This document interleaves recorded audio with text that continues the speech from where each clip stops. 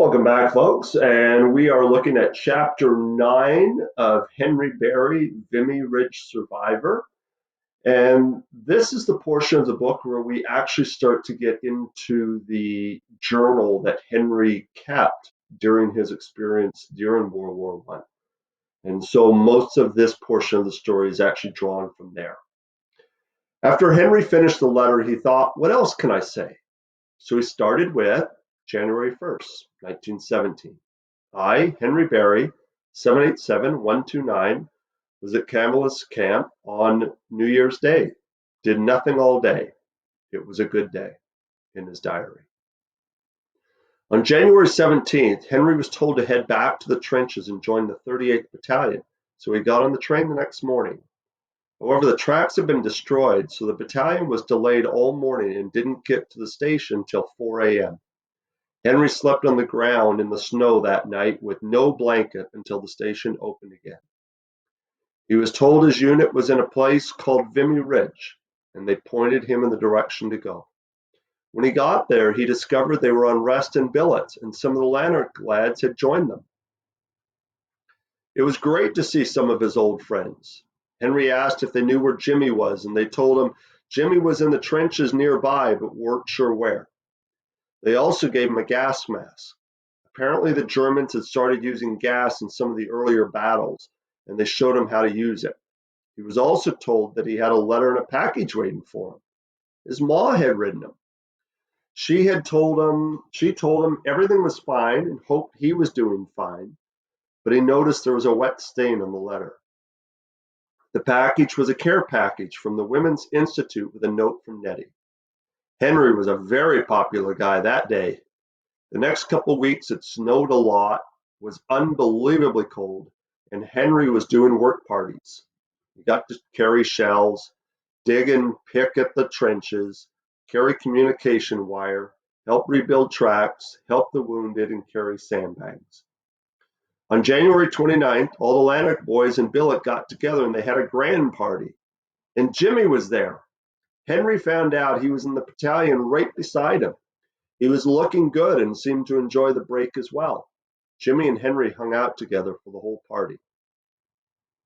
Jimmy told Henry, I've got a really good lance corporal. He's always pointing out to me how to stay safe and where I need to be. Lauren's with me. He and I stick together and we're always partnering up on our work. You said you don't need to worry. I said you don't need to worry about me. Jesus is watching out for me. Henry replied, that's a big relief to me. I'm always wondering how you're doing. You just make sure you get home. Do you hear me, Jimmy? Yes, Henry. I know you need a best man. I'm your man. On February 13th, Henry got inspected by Sir Douglas Haig at his billets, which was a fine day. That Sunday, he was still in billets, so he got to go to an old church in the village. It seemed like church at home.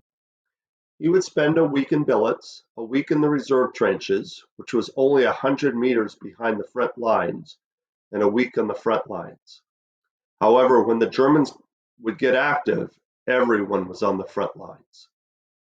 On February 21st, Henry was at a listening post all day and night, sitting in that trench, 50 feet away from the Germans, listening to what they were saying and trying to make no noise at all was absolutely exhausting. He was clean done out in the morning.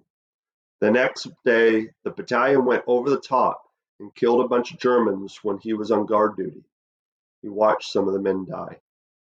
The Germans fired heavy artillery the rest of the day. 5 men went into shell shock. They couldn't stop yelling and screaming. Henry had to take them to the casualty station where his foot started to hurt. He kept trying to clean his foot and rinse out his socks, but it didn't seem to help. He went to the doctor, but kept getting sent back with instructions to keep his feet clean. On March 1st, Henry wrote, it was not a good day. I heard Jimmy's battalion went over the top. He got wounded, but thank God he was still alive. I have seen so many men die, and Jimmy was almost next. I asked if it was a blighty, but the other men didn't seem to think so. So I guess Jimmy will be coming back once he's healed. Whenever a man gets wounded, everyone hopes the doctor calls it a blighty because that means you're going home. I continue reading my Bible and saying my prayers for me and Jimmy. When Henry got back to billets, the doctor told him to stay out of the trenches for a bit while his foot healed. They told him to guard the storehouse where the food was kept with 3 other guys. He did that for 10 days while his foot healed. He got to go to church again, saw an airplane go down in flames. At the end of the 10 days, he rejoined his unit and learned that he had letters from Ma, Tom and Susie, Rena, Mary Park, and Aunt Jenny. That was a fine day. The next day, a mine went off and gassed some of the men. Henry just got his mask on in time. He had trouble because it was so cold. His fingers had problems pulling the band tight. He then had to stand guard for 2 days in the cold and the rain. When his duty was done, he crawled into the dugout and slept till supper time. Starting on April 1st, Henry was in the front trenches. For the next 8 days, he was either on guard duty or working party.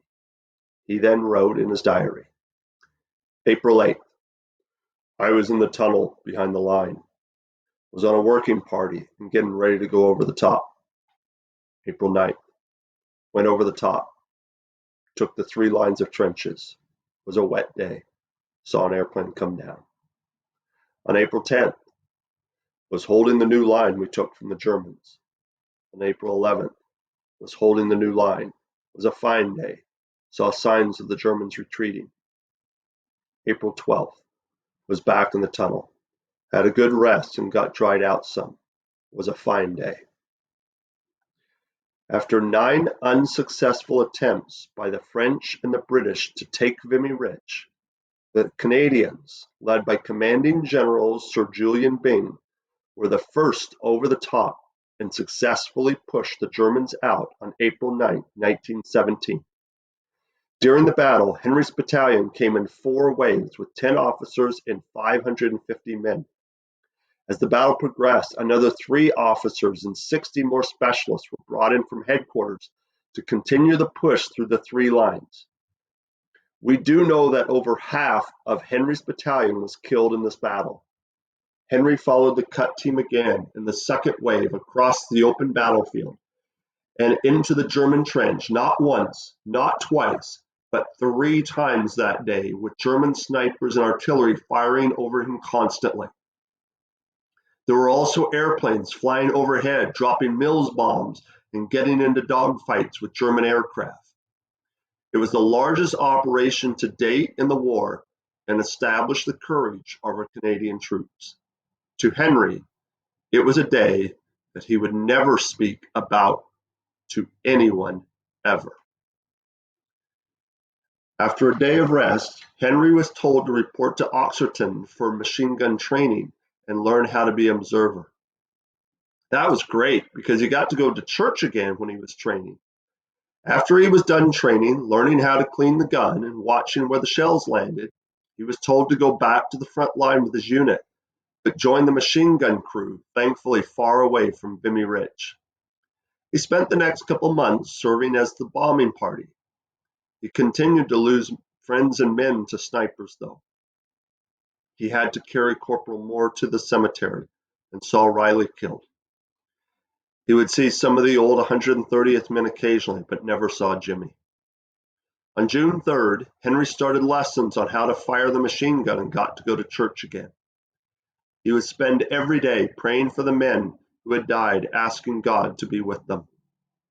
He would always finish his prayers asking Jesus to watch over Jimmy and himself. After finishing his lessons, he joined his unit again, but in the woods this time. For the next 6 weeks, he was back to the regular routine. He would spend a week on the front line, normally sitting in a dugout and guarding for planes with a machine gun. The next week, he would go to billets, where he would get refresher courses on the machine gun and go to church.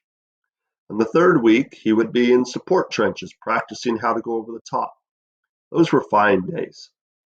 On July 11th, Henry was told they were going to be inspected by King George. They all lined up along the road and waited. They heard the band, but King George never came down their road, so he never saw him. However, General Curry did come 2 days later and inspected them in the rain that morning. They drilled the rest of the day. General Curry inspected them again on July 17th and commented on how well they looked. On July 26th, they went north past Albert to Berthon-Val Woods near Arras and took position on the Red Line in the front trenches. The German artillery was heavy with lots of airplanes. He spent the next 6 weeks on that machine gun with his crews shooting at airplanes. They would take rotations with 12 hours on, 12 hours off. They kept moving to make it harder for the snipers. There were a couple times they were in shell holes in no man's land, which was harrowing. Thankfully, God was watching over them. On September 14th, Henry's battalion was relieved, and he was told he had 7 days of leave. This was the first day off Henry had since he had left Canada. He was taken to London, where he spent his leave. He walked around the city, taking in the sights, went on an underground railway, met a girl and took a picture with her, took a drive in a taxi, stayed in a hotel, and then came back to the base. He stayed at the base for a couple days, cleaned all his equipment, and went to church again, thanking God for his blessing. And that concludes chapter 9. As you can tell, Vimy Ridge is probably the most well-documented battle that our Canadian military has ever fought in, particularly out of World War I. You can see, though, to hear from his own words what Henry's viewpoint on that was. It was horrifying. And we cannot even begin to imagine to see over half of the people that he had been with suddenly be gone after that battle. You can understand why it was something that he never talked about with anyone. It is one of the times when they talk about being shell shocked. We understand that today as being PTSD, post-traumatic stress disorder, and it was clear that being in battle during that time and the horrificness of it all definitely created stress and trauma on a lot of our military. And when you think about the fact that he went almost a year and a half without a single day off, 7 days on, every single day for a year and a half before he finally got his first break. You can imagine what kind of stress and how difficult that would have been on him. You should also make note of the fact that he barely got his mask on during that one gas attack. That does come up later in the story, and it's one that you'll want to make note of as well. And that concludes chapter 9. We'll see you back later. Bye.